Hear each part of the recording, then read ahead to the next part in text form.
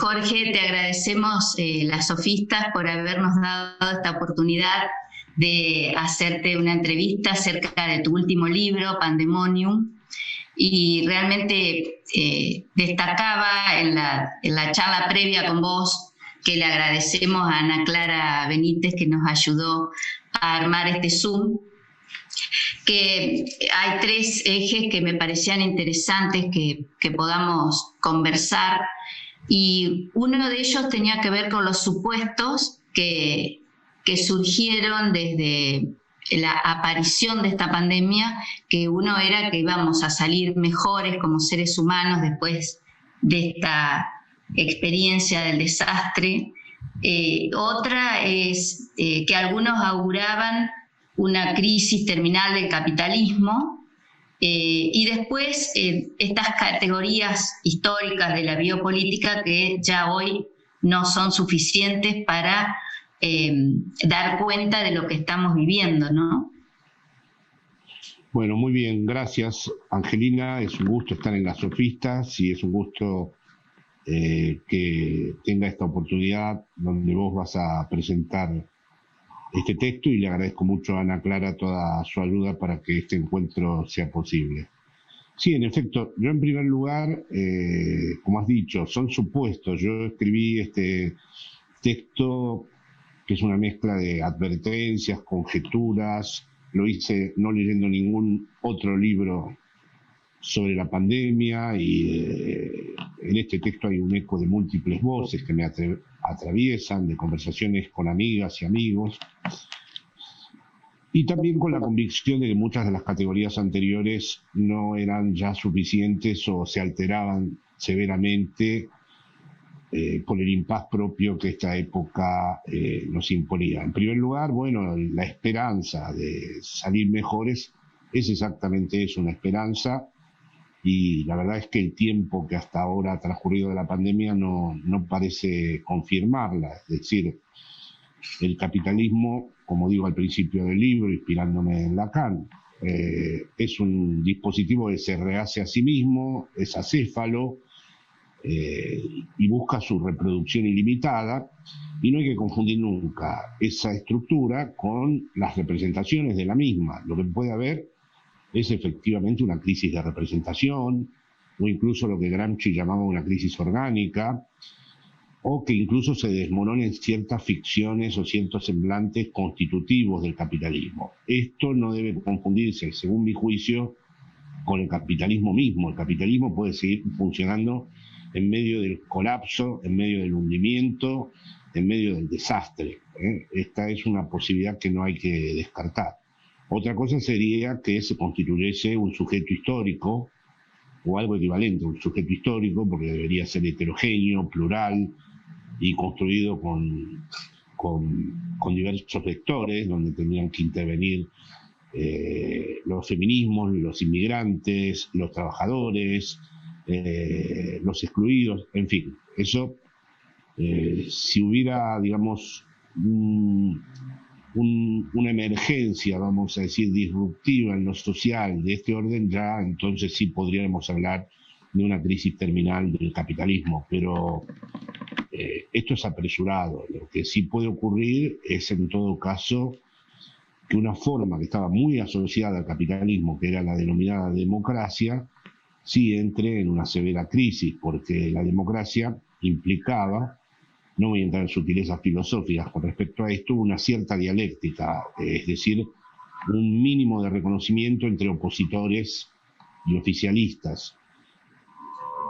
Y hoy en día empezamos a ver que hay una ruptura interna de ese marco, que ese reconocimiento mínimo no se establece y se va desmoronando, y por lo tanto se configuran como mundos paralelos, como mundos que no intercambian nada entre sí, como lo podemos comprobar en Argentina, entre un sector que trata de establecer esta lógica sanitaria del cuidado y los que la niegan, o los que la minan, o los que la, digamos, rechazan abiertamente, o los que de manera cínica hacen jueguitos con la misma. Entonces, en primer lugar, hubiera sido deseable, es decir, hay, digamos, una larga tradición literaria que muestra que después de un gran trauma surge un sujeto que está en una mejor disposición o en una mejor posición, pero esto hasta ahora, con esta pandemia, no se confirma. Puede haber, sí, una disposición comunitarista o un deseo de Estado, que en algunos lugares se manifiesta con más claridad, de una manera más nítida, y esos pueden ser verdaderas señales interesantes. Pero si nos atenemos, por ejemplo, a lo que está pasando con la vacuna, que lo conversábamos antes entre nosotros en la previa, tendría que haber habido un acuerdo mundial para producirla, y hay un campeonato de vacunas. Es decir, no parece el mejor comportamiento en una situación tan grave como esta. Después,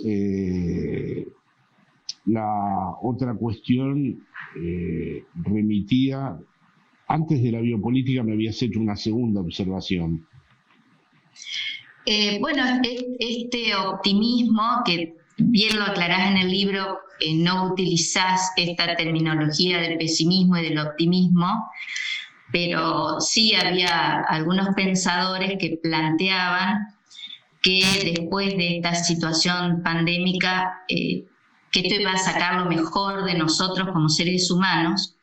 Y uno de los argumentos que vos das para rebatir esta posición es la de la hipótesis paranoica, que me pareció sumamente interesante, de cómo las ultraderechas o las derechas han convertido esta paranoia hasta en una nueva ideología, con un componente ideológico.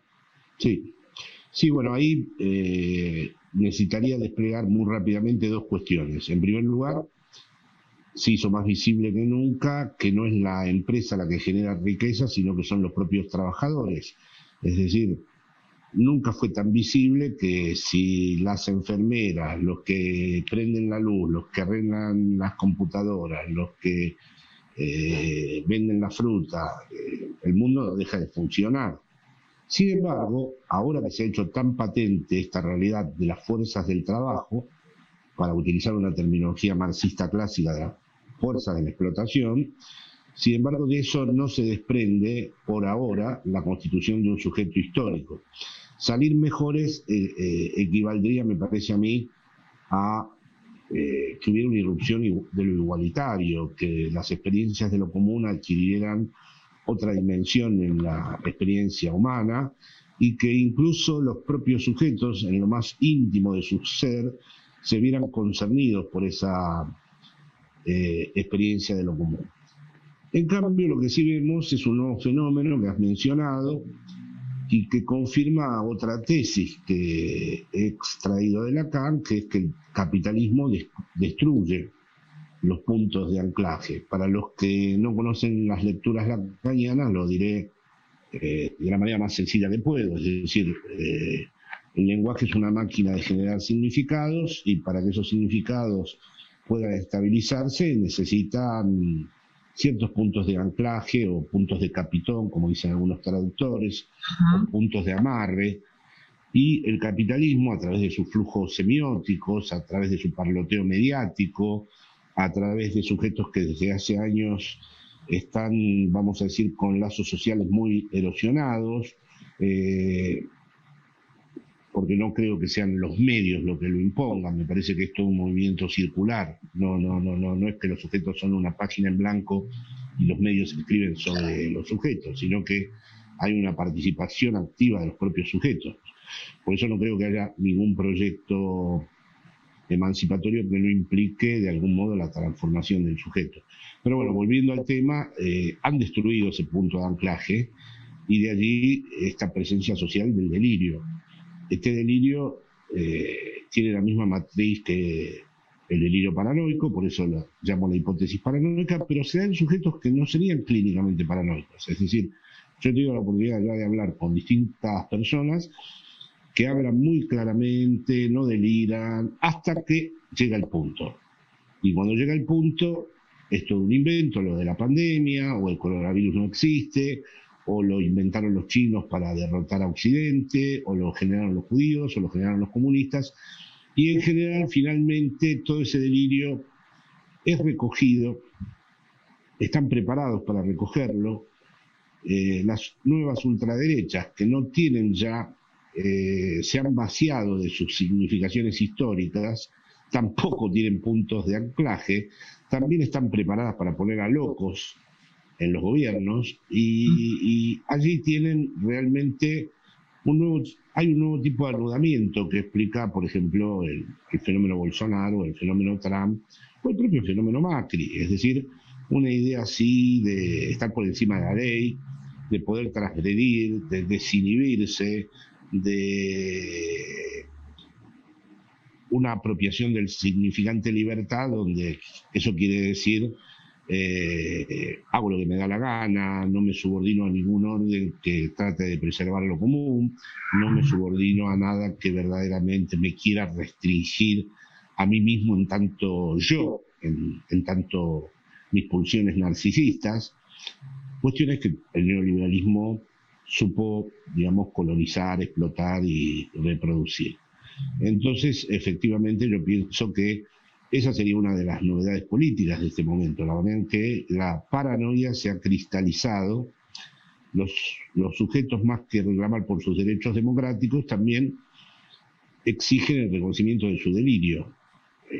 Y yo creo que ya no hay ninguna evidencia que lo corrija. Puede haber calles llenas de cadáveres que los sujetos van a seguir diciendo que esta pandemia es un invento o que es como el presidente Reber. Bueno, no en vano las memorias del presidente Reber de Freud fueron asociadas a la génesis del nazismo. Canetti hizo un estudio sobre eso. Bueno, es decir, la idea de que hay un otro que nos quiere imponer a través de un régimen disciplinario, un control que no tiene ningún fundamento más que su propio goce, ¿no? Es decir, hay un otro que goza de nosotros imponiendo un régimen de disciplinamiento que se apropia de nuestras vidas, ¿no? Curioso que algunos intelectuales también simpaticen con esta idea, no solamente están los locos, sino que yo también conozco personas que respeto, pero que desde un punto de vista más bien estético simpatizan con esta idea que, como has dicho antes también en nuestra conversación previa, en una de nuestras preguntas, tiene una tradición muy importante en todo el espectro Foucaultiano y lo que se derivó de ese espectro en términos de biopolítica y biopoder. En efecto, si hiciéramos una radiografía de lo que está sucediendo, controles en los móviles, en los celulares, aplicaciones para saber dónde estás, listados, test en la calle, cuarentenas obligatorias, una radiografía externa que no considerara en ningún caso el contexto político, diría, bueno, esto es el triunfo, la transformación definitiva de la biopolítica en biopoder. Es decir, estamos ya intervenidos definitivamente y como borregos marchamos todos al mismo paso. Pero bueno, para eso hay que quitar en ese análisis la pandemia, es decir, es una percepción prepandémica esa, es decir, no es solamente con esas categorías, son muchas las categorías que han entrado en revisión después de esta, y que van a seguir generando nuevas lecturas, porque vamos hacia un mundo que no sabemos muy bien cómo es, ¿no? Entonces, la idea de que estamos en una sociedad de control, bueno, claro, si mañana aparecen verdaderamente figuras autoritarias en distintos lugares que se hacen con estos dispositivos de control, sí podemos entrar en una escena de pesadilla. Pero hoy por hoy son los medios que hasta ahora se han tenido para controlar un problema sanitario gravísimo, y son medios insuficientes, porque vamos a decir, de esto también trato en mi texto, que hay una incompatibilidad estructural entre el funcionamiento de este mundo y el tratamiento de esta pandemia. Es decir, a cada rato, se tomen las medidas que se tomen, hay rebrotes, resurgimientos epidémicos, y bueno, veo las noticias de Argentina y las noticias de España y se confirma esto, ¿no?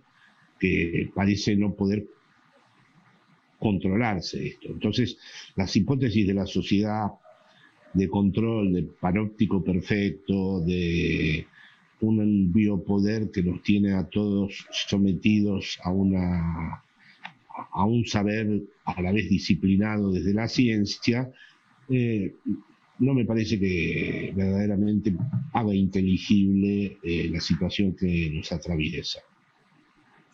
Sí, también quería preguntarte porque es recurrente que algunos pensadores intelectuales acá en Argentina digan en los medios de comunicación que ya no sirve hablar de izquierda y derecha, que eso quedó en el pasado.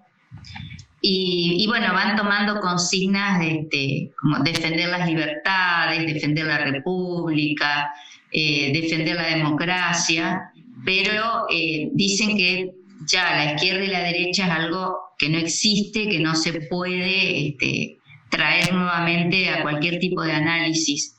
Y a mí me parece interesante que sigas planteando esta cuestión de la derecha y la ultraderecha y cómo se combina con el neoliberalismo, ¿no? Cómo se va constituyendo con el neoliberalismo.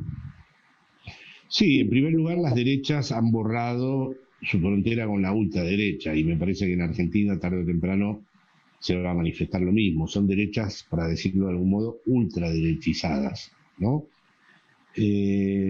Estas derechas ultraderechizadas no son los fascismos históricos, son, como digo en el texto, el plan B del neoliberalismo, es decir, están funcionando ahí como grupos de presión, por si las cosas no van bien, van a intervenir. Y me parece que no tienen nada que ver con los proyectos fascistas de la Segunda Guerra Mundial, están muy articulados a las lógicas neoliberales. En cuanto a los términos de izquierda y derecha, yo personalmente, bueno, en Latinoamérica hablamos de lo nacional y popular y aquí en Europa se habla de la izquierda, pero yo no estoy muy identificado, es decir, no tengo una lectura esencialista de estos términos. Finalmente surgieron por quienes se sentaban a la izquierda o a la derecha en el Parlamento. Y bueno, en realidad lo que nos interesa es la igualdad y la justicia. Es decir, defendemos los proyectos que intenten confrontar con esos dos imposibles, porque siempre tenemos una traducción negativa. Conocemos lo que es la desigualdad, pero no sabemos lo que es la igualdad. Conocemos lo que es la injusticia, pero no conocemos lo que es la justicia. Entonces, me parece que los que afrontan esas dos imposibilidades están en los proyectos que a mí me interesan. Que se llamen nacionales y populares, estoy de acuerdo con ello porque pertenezco a esa tradición en Argentina. Que se llaman de izquierda, también estoy de acuerdo porque son los que apoyo aquí, siempre y cuando que no se clausuren a sí mismos en algo identitario. No me importa la bandera roja con la hoz y el martillo, si eso no sirve para construir pueblo. Es decir, si eso no tiene ningún efecto en la construcción popular, sinceramente, las consignas de la izquierda testimonial te dejan muy contentos a quienes las propagan, pero no tienen ninguna consecuencia, no me parece que sean políticamente relevantes. En política creo que lo relevante es siempre, como en el psicoanálisis, los efectos y las consecuencias, ¿no? Entonces, es desde ahí donde los esencialismos no me parecen convenientes para acompañar la lectura de lo real, digamos. Lo real, por su propia estructura, siempre choca con las categorías esencialistas. Y por último, quería preguntarte que, bueno, al terminar de leer tu libro, decís algo muy interesante también, que es quitar del archivo eurocéntrico de las lecturas que hacemos o las recepciones que hacemos de los pensadores europeos aquí en Argentina. Y me parece interesante porque yo, que te sigo en las redes, veo que muchas veces en los comentarios que hacen a tus posteos en Facebook, por ejemplo, más de una vez te dicen, bueno, usted habla así porque vive en España, no le toca vivir acá. Entonces me parece interesante que siempre te presentás como un argentino que reside en España, que hace 40 años que está en Europa, o más de 40 años, pero que vos proponés y lo hacés de quitar este archivo eurocéntrico, como el feminismo quita el falocéntrico de estos autores. Sí, no me agrada mucho ese comentario porque para mí fue un gran desgarramiento irme en el 76 y después están las contingencias de la vida, tengo hijos y nietos aquí en España, pero hice todo lo posible para estar allá, es decir, la verdad que en los últimos años, la mitad del año, y esto me duele mucho personalmente por esta maldita pandemia, lo paso en Argentina. Pero bueno, dicho esto, el problema más importante es el que señalás. Es decir, yo no creo, hablando de los esencialismos, ¿no? Yo no creo que uno pueda decir, bueno, Freud y Lacan son falocéntricos, entonces ya no los leemos más, porque son heteropatriarcales, heteronormativos y falocéntricos. Bueno, no, me parece que habrá que buscar en esos textos qué huellas pueden ser heteronormativas y falocéntricas. Son autores muy complejos, hay que leerlos muy atentamente y no es tan fácil reducirlos a algo en donde masivamente queden capturados por esas significaciones. Ese sería un error en donde terminaríamos solamente leyendo lo que de entrada ya nos ha convencido a nosotros mismos y perderíamos toda una dimensión interpelante de lo que tiene que ser el pensamiento. Lo mismo con los pensadores europeos. Los pensadores europeos para nosotros son importantísimos, ¿no? Todo el marxismo occidental, te diría, últimamente, como intenté antes de la pandemia, ahora está todo dislocado. Escribí un libro sobre la ideología y el fantasma, volví a leer a todos los marxistas contemporáneos y son eurocéntricos todos. Benjamin lo es, Adorno lo es. Es decir, a ninguno se le ocurre tener una idea de qué puede pasar en América Latina.